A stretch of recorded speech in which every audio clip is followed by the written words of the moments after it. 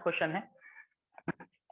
देखो भाई क्या लिखा है, what is written here, two identical pitch ball, right down the question, two identical pitch ball, identical means here mass and radius are same, pitch ball having charge q, दोनों पे same charge लगाया, having charge plus q दिया है charge, ठीक है, plus q, suspended by common point, suspended bye, उनको suspend किया है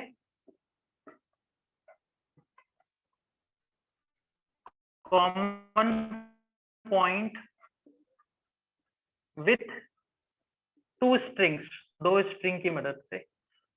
तो मैं तुम्हें फिगर में समझाता हूं, don't worry. Of length L, string का लंबाई भी दिया है, ऑफ लेंथ एल, बहुत अच्छे। Find charge in terms of given quantities, okay ऐसे बोला है, find value of charge, value of charge Q, ये जो Q की वैल्यू है ये गिवन क्वांटिटी के टर्म में फाइंड आउट करनी है। गिवन क्वांटिटी बोले तो ये दिख रही है ना आपको, L है, उसके बाद में केबल की लेंथ है, एक्सेट्रा, इनके टर्म में फाइंड आउट करनी है।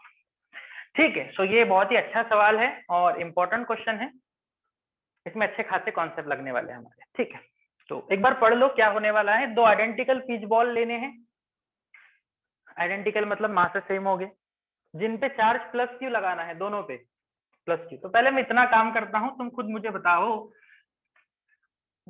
बताओ, अगर हम दो स्ट्रिंग लगाते हैं, देखो ये पहला स्ट्रिंग, इससे एक बॉल बांधा, ये दूसरा एक स्ट्रिंग, इससे बॉल बांधा, दोनों पे चार्ज सेम है, सेम चार्ज प्लस क्यू, क्या ये एक दूसरे से क्लोज रह पाएंगे, क्या रिपेल हो जाएंगे?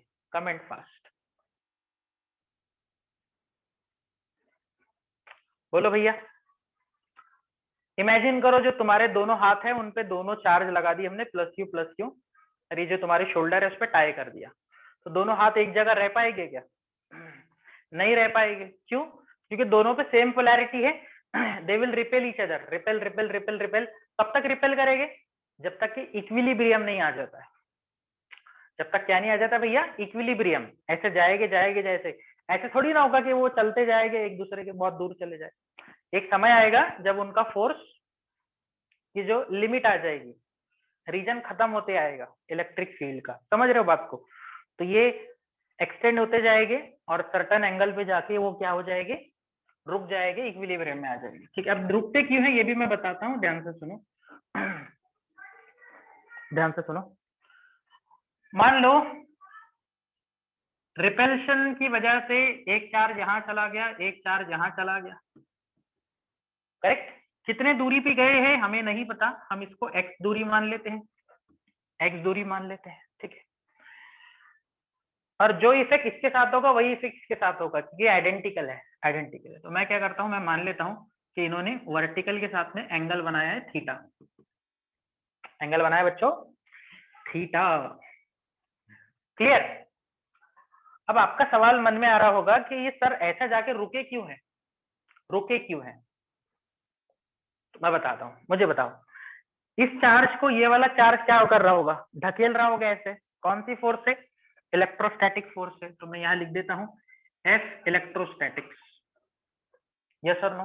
F इलेक्ट्रोस्टैटिक से ढकेल रहा होगा, जिसका वैल्यू क्या आती है, K Q1 Q2 upon R square.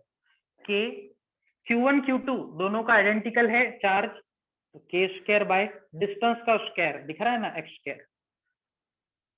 इतना फोर्स लग रहा है इस चार्ज पे, रिपल्सिव टाइप का, यस और नो? बहुत अच्छे। अब आप सोच रहे हो कि सर ये इधर ही जाना था, तो इसमें तो पूरा हॉरिजॉन्टल हो जाना चाहिए था। नहीं प्यारे बच्चों, अरे इनको, इनका वेट भी तो नीचे खींच रहा है ना mg, सोचो, इनको mg ने खींच के रखा है नीचे, mg नीचे खींच रहा है, इलेक्ट्रोस्टैटिक ऐसे खींच रही है, ठीक है, एक ऐसे के। अब आप बोल रहे हो कि सर ये राइट में जा रही है, ये नीचे जा रही है, तो इन्होंने तो पूरा किधर जाना चाहिए था, ये ईस्ट है ये साउथ है, ठीक है, तो साउथ ईस्ट में चला जाना चाहिए था। नहीं नहीं नहीं, इनको केबल ने भी तो बांध के रखा है, तो केबल खींचे जाएंगे तो केबल में भी तो फोर्स लगेगी, that is called tension in the string, that is called tension in the string. बताओ क्या तुम्हें ये तीनों फोर्सेस समझ आई?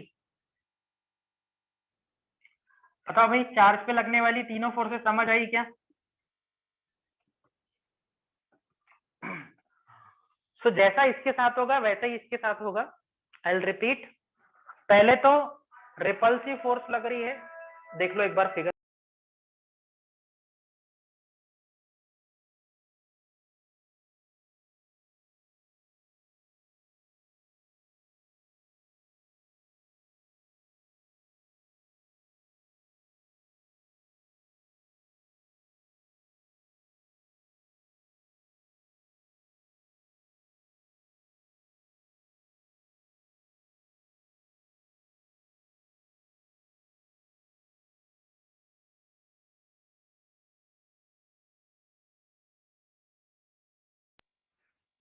हाँ विक्टर, सो एक फोर्स लगा है इलेक्ट्रोस्टैटिक रिपल्सिव टाइप का राइट हैंड डायरेक्शन में, mg लगा है डाउनवर्ड डायरेक्शन में, और टेंशन लगा है अलोंग द स्ट्रिंग। यस, और ये यहाँ पर आकर रुक गया है, मतलब इक्विलिब्रियम में आ गया है। एग्री? तो भाई इक्विलिब्रियम में क्या होता है, फोर्सेस एक दूसरे को बैलेंस कर देती है न्यूटन्स लॉ के अकॉर्डिंग। तो हम क्या करते हैं, राइट वाली फोर्स को लेफ्ट में बैलेंस करना चाहिए। लेफ्ट में कोई दिखाई नहीं दे रहा है, बट तुम जानते हो टेंशन के जब हम कंपोनेंट निकालेंगे तो ये कंपोनेंट, ये थीटा है तो ये भी थीटा, ये कंपोनेंट का नाम T cos theta adjacent component, और इसका नाम क्या आएगा बच्चों, बोलो बोलो, T sine theta, T sine theta. अब तुम्हें दिखाई दे रहा है कि राइट वालों को लेफ्ट वाले बैलेंस कर रहे हैं, so I can write in equilibrium.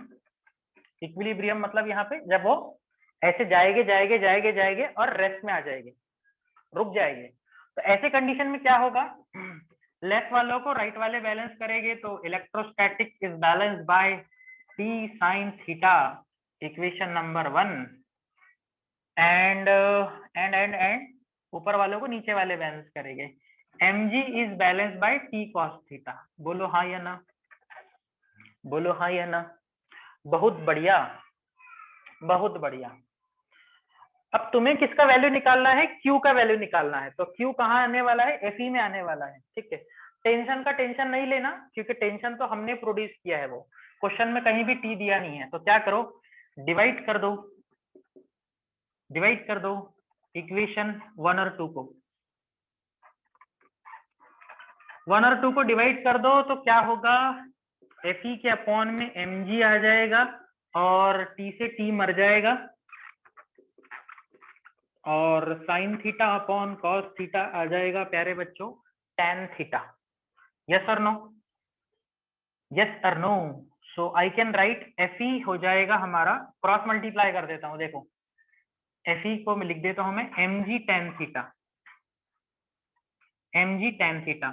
बताओ जल्दी से यहां तक समझ आया क्या? This step is very important, बहुत इंपॉर्टेंट स्टेप है। Fe equal to mg tan theta, Fe equal to mg tan theta.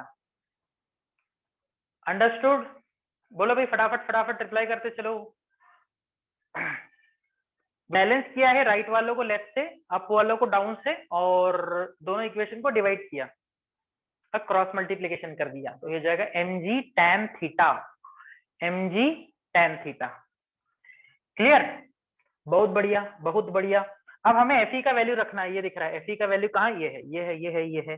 तो मैं यहाँ Fe का वैल्यू रख देता हूँ, तो ये हो जाएगा बच्चों KQ स्क्वायर अपॉन डिस्टेंस का स्क्वायर। इन दोनों के बीच में डिस्टेंस कितना है भाई, बोलो बोलो बोलो बोलो बोलो। तो इनके बीच में डिस्टेंस है x square is equal to mg into tan theta, mg into tan theta. अभी देखो थीटा भी क्वेश्चन में गिवन नहीं है, तो थोड़ा सा इसका ज्योमेट्री पढ़ो, इसका ज्योमेट्री पढ़ो। ये t sin थीटा यहाँ लिख देता हूँ।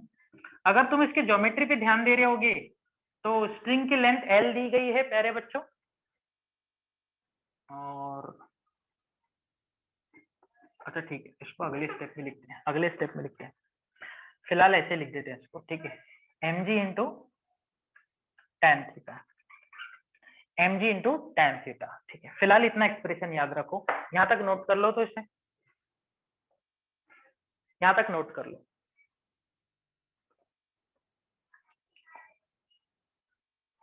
ये जो ब्रैकेट में डाली वाली स्टेप है ये इंपॉर्टेंट है, F equal to mg tan theta.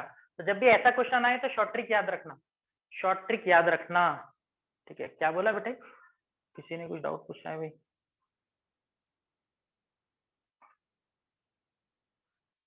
tan 90, नहीं नहीं नहीं 90 नहीं लेके बेटा, वहां पे 90 का मतलब क्या होता है समझ रहे हो?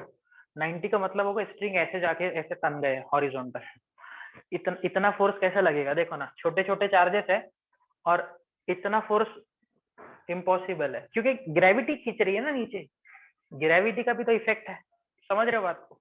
90 नहीं लगेगा, मैं बताता हूँ उस पर, डोंट वरी। पहले इतना नोट कर लो, तुम कर लिया नोट, ले लिया स्क्रीनशॉट? चलो अभी ध्यान से सुनो, अभी ध्यान से सुनो। ये फिगर याद है ना आपको? बहुत अच्छे, ठीक है। फिगर ध्यान रखो, फिगर ध्यान रखो। फिगर कैसा है देखो, फिगर की ज्योमेट्री कुछ ऐसी है, यहाँ ड्रॉ करता हूँ मैं, थोड़ी जगह चाहिए मुझे।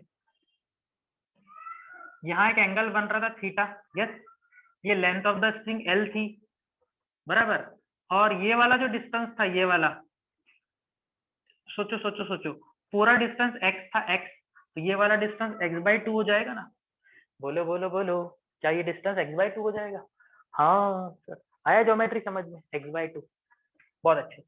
और दूसरी बात, ये जो थीटा होता है ना, बहुत ही छोटू सा थीटा होता है, छोटू सा थीटा, कल मैंने बताया था, चार्जेस छोटे छोटे होते हैं, जाएंगे जाएंगे इतने दूर जाएंगे। देखो अब मेरे दोनों उंगलियों के बीच में कितना एंगल है, बहुत छोटा सा एंगल है, ये हाथ वाला एंगल थोड़ी बनेगा, 30 60 90 ऐसा नहीं एंगल बनता है, छोटा सा 4 डिग्री 5 डिग्री 6 डिग्री ऐसे। इफ थीटा, प्रैक्टिकल बात कर रहा हूं मैं, if theta is very small, सभी जानते हैं अगर थीटा बहुत ही छोटा होता है, मतलब अगर वो जीरो की तरफ बढ़ रहा है, पूरा जीरो नहीं हो रहा है, तुम बताओ क्या हम ऐसा बोल सकते हैं? अगर थीटा बहुत छोटा होता है तो tan थीटा और sin थीटा नियरली इक्वल हो जाते हैं, बोल हाँ या ना? सर कैसे, नहीं समझा? साइन जीरो का वैल्यू क्या है बोलो, what is sine zero? Zero है, सभी जानते हैं। टेन जीरो क्या है, टेन जीरो वो भी जीरो है। तो जब थीटा जीरो को अप्रोच करता है तो सारी वैल्यू एक समान हो जाती है, बोलो ये बात समझ आई? If theta is very small, tan theta is nearly equal to sine theta. या सर्कुलर मोशन में भी हम ऐसा कर चुके हैं, 2-3 जगह कर चुके हैं, तो बहुत अच्छे। तो फ्रॉम फिगर, तो फिगर में तुम्हें दिखाई दे रहा है प्यारे बच्चों, साइन थीटा की डेफिनेशन होती है ऑपोजिट अपॉन हाइपोटेनियस। तो बोलो थीटा के ऑपोजिट में कौन है, x/2 है,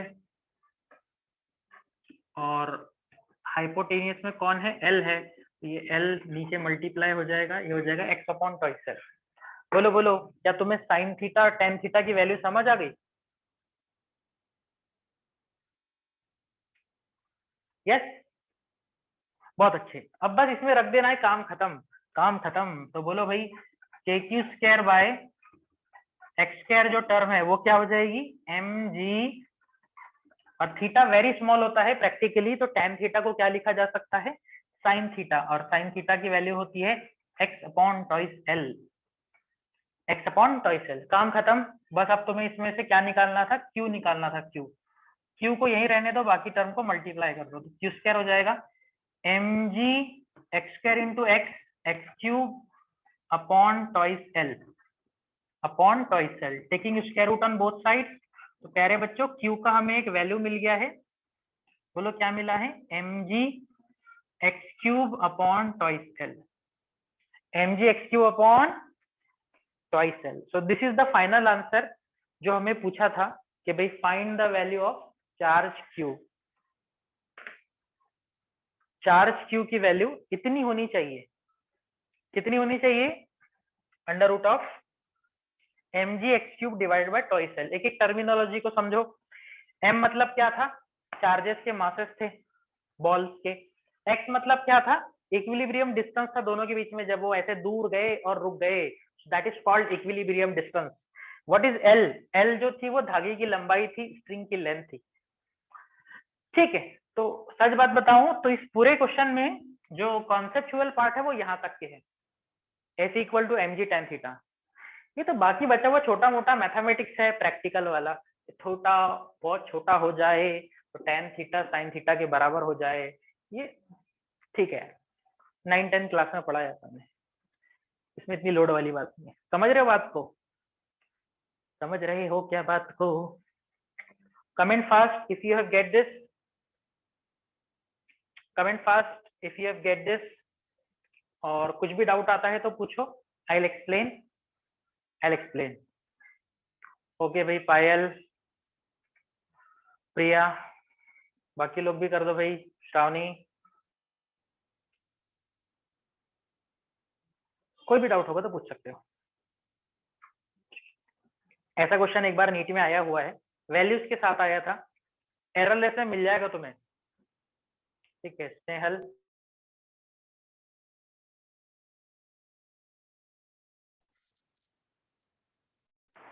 चलो भाई डन, बहुत बढ़िया। सो this is a conceptual question.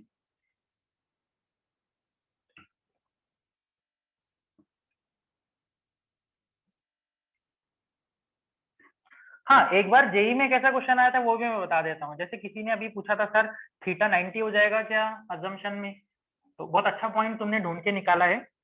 मैं इस पे थोड़ा सा कमेंट,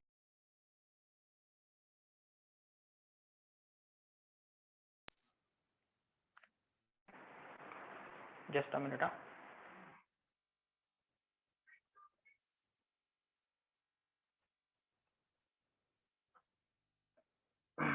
हाँ भाई, माइक ऑन है?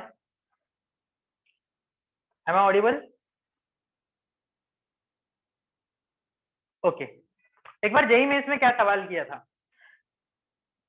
ऐसा ही सिस्टम दिया था कि दो चार्ज लेने हैं, स्ट्रिंग की लेंथ लेनी है, और उनको एक पॉइंट पे, कॉमन पॉइंट पे दो स्ट्रिंग से बांध देना है। लेकिन इस बार सिस्टम को उन्होंने बोला है स्पेस में लेके जाना है, स्पेस में, स्पेस में लेके जाना है। मुझे बता सकते हो जब हम स्पेस में लेके जाएंगे तो इन तीनों में से कौन सी फोर्स का इफेक्ट जीरो हो जाएगा? इलेक्ट्रोस्टैटिक्स, टेंशन और gravity. Comment fast, you can tell. बोलो भाई जल्दी से। ये मेरे हाथ है, कैसे ऊपर जा रहे हैं, ऐसे जा रहे हैं, लेकिन स्पेस में है, ये स्पेस में, स्पेस में कौन सी इफेक्ट जीरो हो जाती है? ग्रेविटी का इफेक्ट जीरो हो जाता है। ग्रेविटी, वेरी गुड सिद्धांत। तो ग्रेविटी खींचेगी नहीं बच्चों, तो क्या वो नीचे रुकने वाला है? नहीं, अब उनको सारी फोर्स ऊपर की ओर खींच रही है, फील करो, ऐसे ढकेले जा रहे हैं बस वो। अगर पहले कैसे होता था, ग्रेविटी उनको बांध के रखती थी, रुक रुक जा बेटा, एमजी खींच रहा है, नहीं अभी एमजी है ही नहीं। तो बोलो ज्यादा से ज्यादा कितना एंगल बन सकता है इनके बीच में, मतलब विथ वर्टिकल, दोनों के बीच में नहीं, विथ वर्टिकल। वर्टिकल के साथ कितना बन सकता है? बोलो जल्दी से, मेरे एक हाथ का और वर्टिकल का एंगल कितना है? Comment comment comment. Very good very good, 90 degree angle बन सकता है ज्यादा से ज्यादा।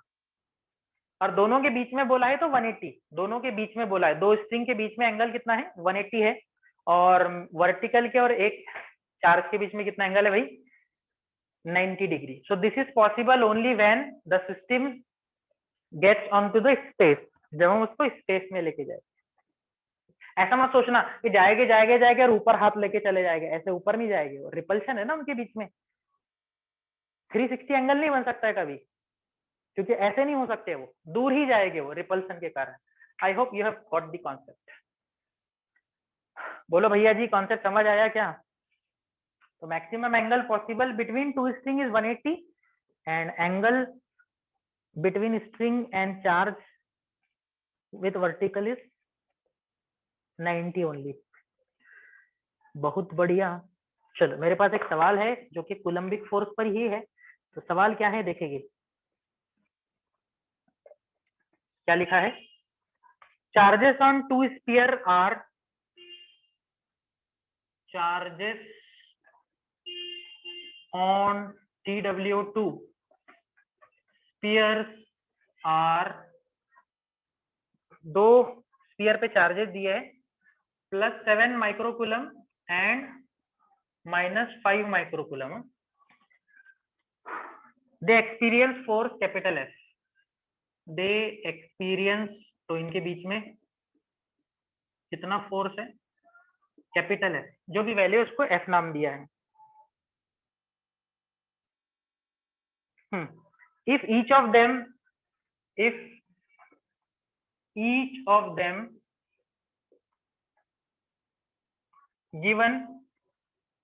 गिवन -2 माइक्रोकुलम चार्ज, मतलब दोनों में -2 कुलम चार्ज ऐड कर देना है। Given -2 microcoulomb charge, comma then new force will be. ठीक है, नई फोर्स बतानी है और पुराने के टर्म में बतानी है। ऑप्शन भी दे देता हूं मैं, F/2, F/2 ट्वाइस F, और एक कौन सा है, F/√3, F/√3। ठीक है भाई। सो क्या सवाल बोला है, हमारे पास दो प्रकार के चार्ज है, +7 माइक्रोकुलम -5 माइक्रोकुलम। दोनों के बीच में कुछ तो भी डिस्टेंस होगा, वो हमें दिया नहीं है। हाँ, बस इतना दिया है कि उनके बीच में कुछ तो भी फोर्स बन रहा है, उसको एफ नाम देना है, एफ। तो बोलो यहाँ दो कंडीशन दी हुई है। कंडीशन नंबर 1 में चार्जेस का वैल्यू क्या रहेगा, बोलो बच्चों। पहले चार्ज का वैल्यू रहेगा +7 μc और दूसरे का वैल्यू रहेगा -5 μc, यस और नो, माइक्रोकुलम।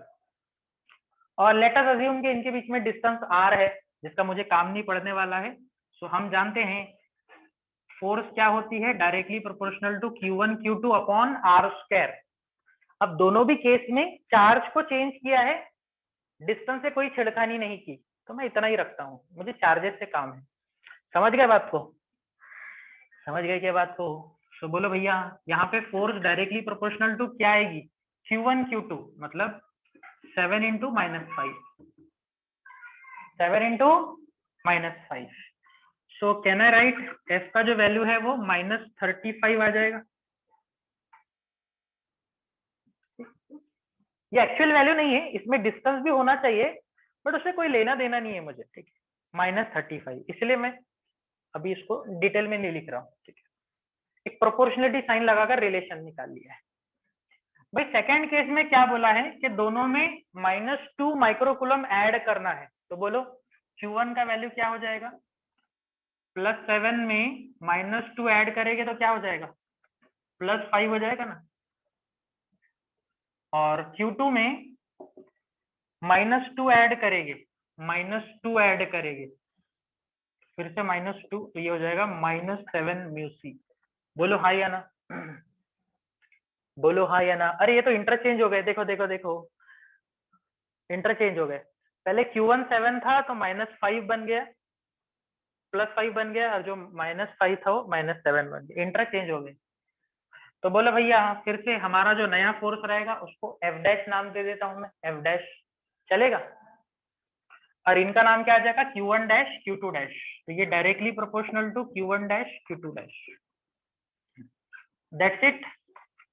Q1' का वैल्यू +5 है, और Q2' का वैल्यू कितना है भाई, -7। तो फिर से मेरा आंसर क्या आ गया है,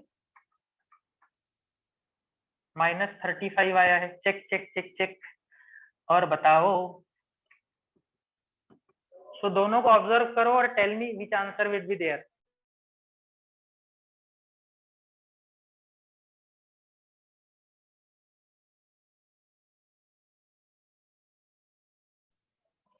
बोलो भाई, क्या आंसर आना चाहिए, डिस्टेंस से कोई लेना देना नहीं।